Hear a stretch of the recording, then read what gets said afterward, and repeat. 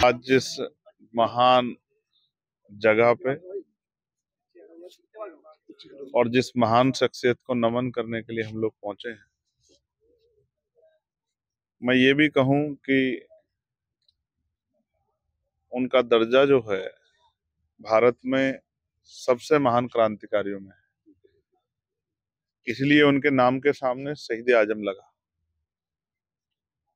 और जिस तरह का संघर्ष, लड़ने की धार, उम्मीद और जज्बा अपने लक्ष्य को पाने का, उस समय में गुलामी की बेड़ियां काटने के जिस तरह के विचार शहीद आजम सरदार भगत सिंह जी, उनको मैं नमन करता हूं।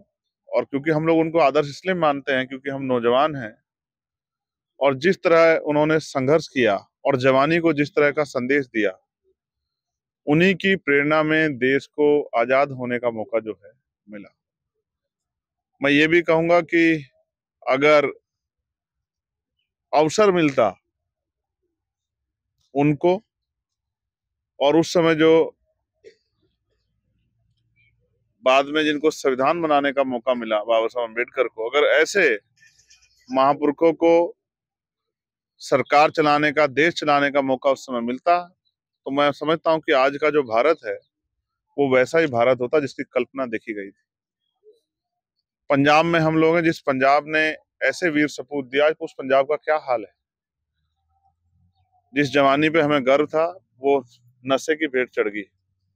मुझे बड़े दुख के साथ कहना पड़ रहा है कि पंजाब को जानबूझ के नुकसान पहुंचाया गया, पंजाब की जज्बे को, पंजाब की जवानी को नुकसान पहुंचाया गया, जिससे ऐसे सूरमा दोबारा ना पैदा। हमें मान है पंजाब नू भी और इस मिट्टू ने भी। मैं सबदू मुबारकबाद देता जिस धरती नू ऐसे वीरे जन्मे, और मैं ये भी संकल्प लेना कि उनके जो अधूरे का सपने हैं उनको हम लोग पूरा करना। जिन्हां पार्टियां ने जिहड़ी है शहीदां दे नाम ते वोट मंगी है, पर शहीदां दे सुपने अजे तक साकार नहीं हुए। वो इसलिए साकार नहीं हुए क्योंकि वो अपने निजी हित के लिए शहीदा का नाम लेते थे, शहीदा की फोटो लगानी थी, लेकिन काम तो अपने ही मकसद दा करने थी, अपने विचार नू कर दी। तो जिस दिन इनके असली वारिस होने, यानी कि इनके विचार नू लेके चलने वालों को मौका मिलना, तभी इनके सपने पूरे होने।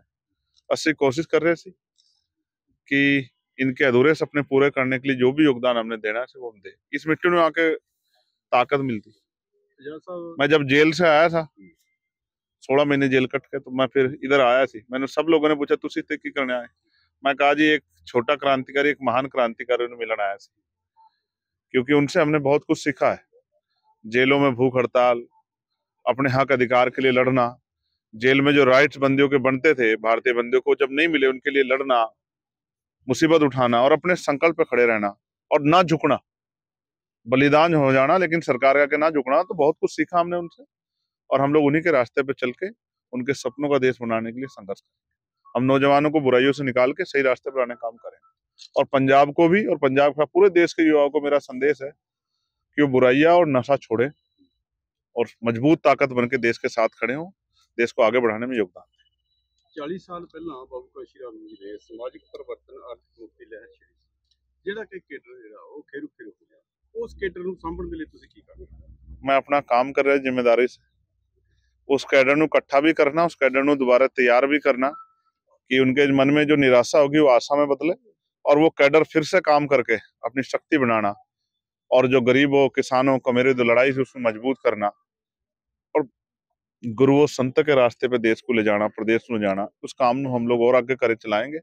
और अभी जो सपने थे माननीय काशीराम साहब के भी, बाबा साहब के भी, फूले साहब के, वो भी पूरे नहीं हुए। तो अभी उनके बच्चों को रुकना नहीं चाहिए, अभी उनके बच्चों को मन पक्का करके लड़ना चाहिए और कुर्बानी के लिए तैयार होने चाहिए। क्योंकि जिस कौम में कुर्बानी के बकरे नहीं होते उस कौम को जो है आजादी नहीं मिलती, ऐसा बाबा साहब अम्बेडकर कहते थे। तो हमें कुर्बानी के लिए तैयार होना पड़ेगा। तो एक दिन ऐसा भी आएगा कि हमारी लड़ाई पार हो जाएगी और देश उसी तरफ बढ़ेगा जिस तरफ महापुरुषों ने सपने देखे। तो मेरा कहना जी, मानवता का राज आना चाहिए। और जब आप डॉक्टर बाबा साहब अम्बेडकर को पढ़ेंगे, और इस देश का संविधान भी मानवता के राज की बात करता है, जब आप सदगुरु रविदास जी को पढ़ेंगे, वो भी, गुरु नानक देव जी भी, सब मानवता के राज की बात करते हैं। तो मैं भाजपा आरएसएस को तो ये कहना चाहता जी उनके तो विचार नू आपने और मैनू सबनू जानते जी। वो कभी संविधान के साथ खड़े ही नहीं थे, वो कभी बाबा साहब अम्बेडकर का सम्मान किते ही नहीं, तो उनसे ज्यादा उम्मीद करना अच्छी बात नहीं है जी। अगर आप ये सोचो कि मतलब जैसे उदाहरण के तौर पे कि जो आदमी बाबा साहब अम्बेडकर के विचार से सहमत नहीं, वो बाबा साहब की अगर बड़ाई करता है तो समझो उसका अपना कोई निजी स्वार्थ है। अगर वो बाबा साहब अम्बेडकर की बुराई करता है, उनके बारे में कटु शब्द कहता है, तो समझ लो कि भाई वो अपने दिल से कह रहा है। तो अगर भाजपा आरएसएस के लोग बाबा साहब की बड़ाई करते तो मैं समझता कि उनका कोई अपना निजी लालच है, क्योंकि उनके विचार तो बाबा साहब से अलग अलग है। ठीक है जी, मेहरबानी।